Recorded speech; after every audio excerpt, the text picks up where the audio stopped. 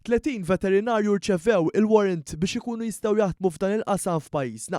Waqt ċerimonja tal-okkażjoni ġiet rikonoxxuta l-kontribuzzjoni essenzjali tal-veterinarji għas-saħħa pubblika u l-benesseri tagħhom. L-avveniment onora wkoll id-dedikazzjoni u s-sagrifiċċji li jagħmlu dawn il-ħaddiema li ħafna minnhom għamlu studji rigorużi kemm lokalment kif ukoll barra minn Malta u oħrajn li jażlu li joffru s-servizzi tagħhom f'pajjiżna il-bogħod minn arthom.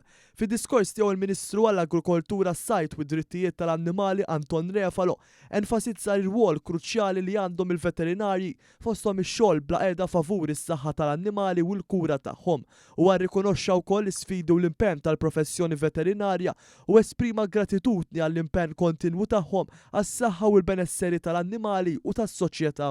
Illum tajna l-warrant il-diversi veterinarji sabiex dawn ikun jistgħu jaħdmu fil-Gżejjer Maltin.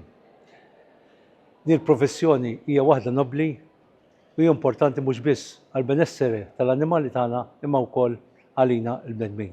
Nifraħ għalhekk il-veterinarji kif ukoll il-familji tagħhom u aktar minn hekk il-Kunsill.